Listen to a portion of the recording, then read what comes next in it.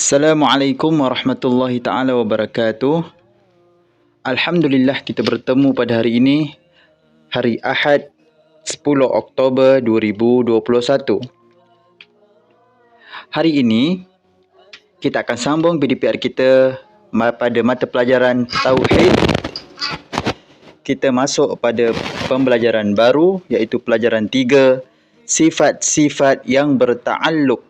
Sifat-sifat yang berta'alluq. Sebelum kita masuk, kita ulang sedikit. Sebelum ni kita belajar sifat 20 bagi Allah. Ada 20 sifat wajib bagi Allah. Dan ada pembahagiannya.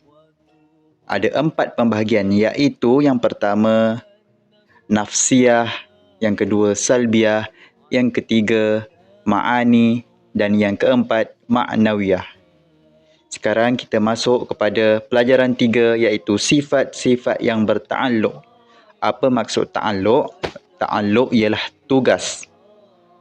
Apa tugas sifat-sifat Allah? Dan sifat-sifat yang berta'alluq ialah sifat-sifat yang ada kaitan dengan makhluk dan ada berkait kepada makhluk. Pengenalan sifat-sifat ta'alluq.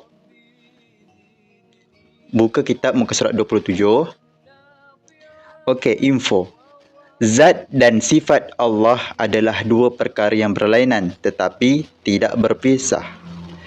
Zat Allah, diri Allah, dan sifat Allah itu dua perkara yang berlainan tetapi tidak berpisah.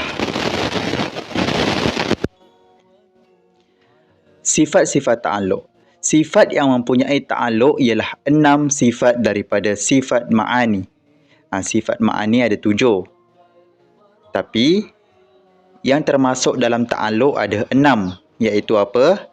Iaitu kudrah, iradah, ilmun, sama', basar dan kalam. Lagi satu apa? Sifat ma'ani. Hayah, tapi tidak termasuk dalam ta'alluq. Nanti buka buku tulis, salin sifat-sifat ta'alluq ada 6 iaitu kudrah, iradah, ilmun, sama', basar dan kalam. Itu saja kerja rumah, nanti salin dekat buku tulis. Kita sambung. Kudrah maksudnya apa? Kudrah maksudnya berkuasa. Iradah, berkehendak. Ilmun, berilmu. Sama', mendengar. Basar, melihat. Kalam, berkata-kata. Yang keenam ini adalah ada berkait kepada makhluk seperti sama'. Allah mendengar. Mendengar apa? Mendengar segala yang manusia kata, segala makhluk kata, semua Allah dengar. Seperti basar, melihat. Allah nak melihat siapa? Melihat makhluknya. Adakah makhluknya beribadah kepadanya atau tidak? Kalam. Allah berkata-kata. Berkata-kata kepada siapa? Mestilah berkata-kata kepada makhluknya. Ini semua ada berkait dengan makhluk. Kalau sifat lain tidak ada kait dengan makhluk. Itu hanya zat Allah sendiri. Seperti wujud. Allah wujud. Tidak berkait dengan makhluk. Kalau sifat ta'alluq ada berkait dengan makhluk. Dan mempunyai tugas. Okey, yang kedua, makna sifat-sifat ta'alluq. Sifat yang berta'alluq ialah sifat-sifat yang ada hubungan kerja atau tugas kepada sesuatu yang lain, iaitu berkait kepada makhluk. Ada tugas-tugasnya.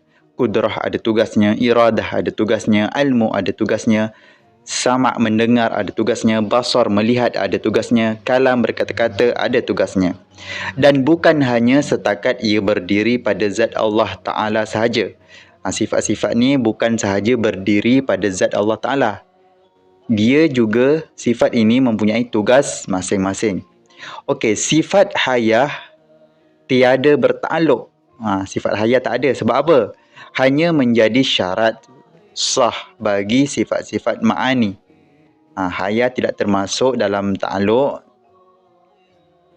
sebab hayah ialah syarat sah bagi sifat-sifat ma'ani sahaja. Apa maksud hayah?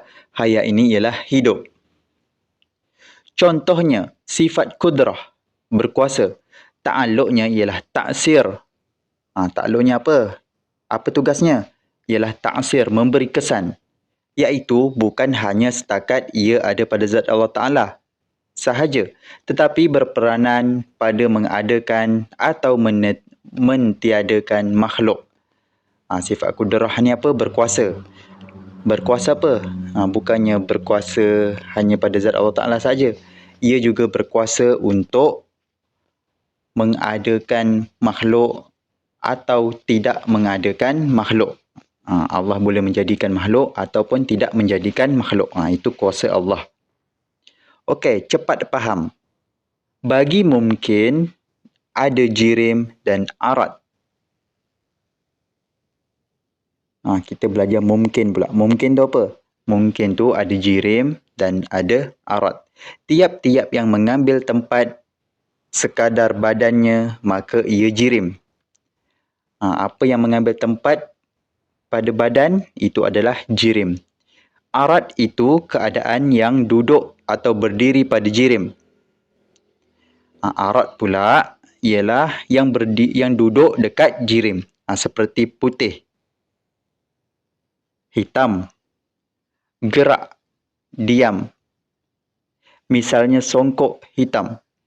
Songkok adalah jirim dan hitam adalah arad. Hitam itu mesti ada pada jirim. Seperti hitam. Dia mesti ada pada jirim. Dan 28. Kita pergi pada muka surat 28. Makna mungkin dan 3 perkara yang mesti ada sifat yang bertakluk, kita akan belajar pada minggu hadapan. Sekian sahaja pembelajaran kita pada hari ini. Sila buat